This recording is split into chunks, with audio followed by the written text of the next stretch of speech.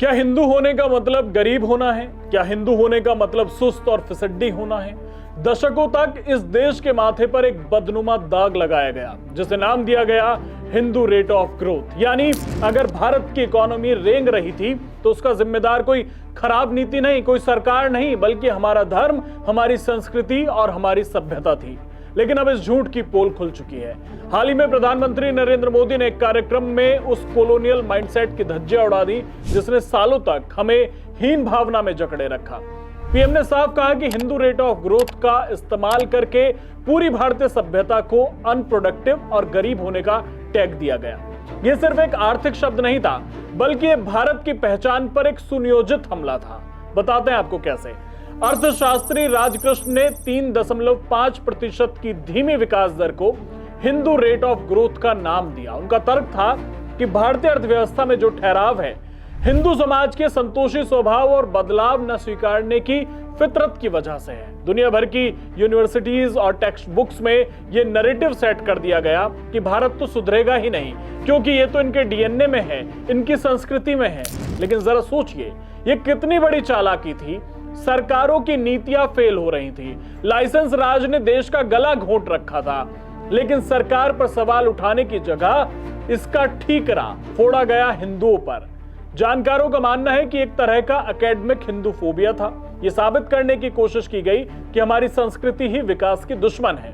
हमें बताया गया कि हम गरीब इसलिए हैं क्योंकि हम ऐसे हैं, लेकिन झूठ के पांव नहीं होते। अगर हम इतिहास के पन्नों को पलटें और प्रोफेसर बालकृष्णन के आंकड़ों को देखें तो सच कुछ और ही बयां करता है। जिस अंग्रेजों के शासन के दौरान हमारी ग्रोथ रेट महज 0.9% थी, आजादी के बाद वही भारत 4.1% की रफ्तार से बढ़ने लगा था।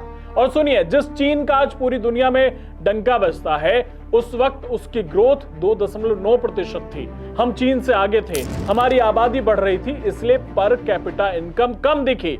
लेकिन इसका मतलब यह कतई नहीं था कि भारतीय सभ्यता विकास के काबिल नहीं थी। हमें सालों से रटाया गया कि 1991 में जब बाजार खुला तभी भारत की किस्मत जागी। यह भी एक आधा सच है। अर्थशास्त्री बताते हैं कि भारत ने तथाकथित हिंदू रेट ऑफ ग्रोथ की बेड़ियां 1991 में नहीं बल्कि 1980 के दशक में ही तोड़ दी थी। 1981 से 1991 के बीच हमारी ग्रोथ 5.8% हो गई थी। यानी हमारी संस्कृति वही थी, हमारे लोग वही थे, बस नीतियां बदल रही थी।